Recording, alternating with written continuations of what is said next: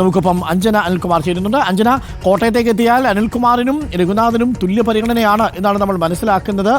Television ചർച്ചകളിലൊക്കെ പങ്കെടുക്കാനുണ്ട് എന്നുള്ളതുകൊണ്ട് K അനിൽകുമാറിനെ സെക്രട്ടറിയാക്കി നിർത്താനുള്ള സാധ്യത എത്രത്തോളം ഉണ്ട് എന്നതും ഒരു പ്രധാനപ്പെട്ട ചോദ്യമാണ്. പലപ്പോഴും പാർട്ടിയുടെ നിലപാടുകൾ ടെലിവിഷൻ ചർച്ചകളിൽ പ്രതിരോധിക്കുന്നത് ഈ കെ അനിൽകുമാറാണ്. കോട്ടയത്ത് എന്താണ് സാധ്യത, അഞ്ജന?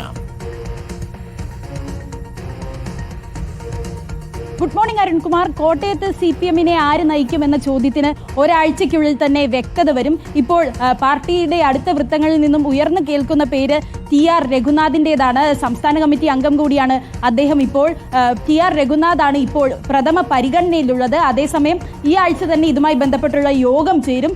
അഡ്വക്കേറ്റ് കെ അനിൽകുമാറിന്റെ പേരും ഉയർന്നു വരുന്നുണ്ട്. സംസ്ഥാന കമ്മിറ്റി അംഗമാണ്, ജില്ലയിലെ പ്രമുഖരായ നേതാവാണ്. അതിനാൽ തന്നെ കെ അനിൽകുമാറിനും ഒരു സാധ്യത കാണുന്നുണ്ട്. അതേസമയം കൂടുതൽ പരിഗണനയിലുള്ളത് TR രഘുനാഥ് തന്നെയാണ്. ആദ്യഘട്ടത്തിൽ ജില്ലയിൽ 4 പേരുകൾ ഉയർന്നു കേട്ടിരുന്നു.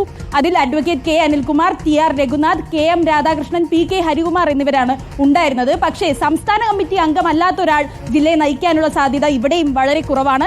അതിനാൽ തന്നെ TR രഘുനാഥ് അല്ലെങ്കിൽ അഡ്വക്കേറ്റ് കെ അനിൽകുമാർ എന്ന പേര് തന്നെയാണ് കോട്ടയത്തും ഉയർന്നു കേൾക്കുന്നത്. ഇനിയിപ്പോൾ തിരഞ്ഞെടുപ്പുകൾ അടുക്കുകയാണ്. തദ്ദേശ തെരഞ്ഞെടുപ്പും നിയമസഭാ തിരഞ്ഞെടുപ്പുമുണ്ട്. അതിനാൽ തന്നെ ജില്ലയിൽ സജീവമായ ഒരു നേതാവ് തന്നെ വരാനാണ് സാധ്യത. TR രഘുനാഥിന്റെ പേരാണ് ഒരേ സ്വരത്തിൽ ഉയർന്നു കേൾക്കുന്നത്.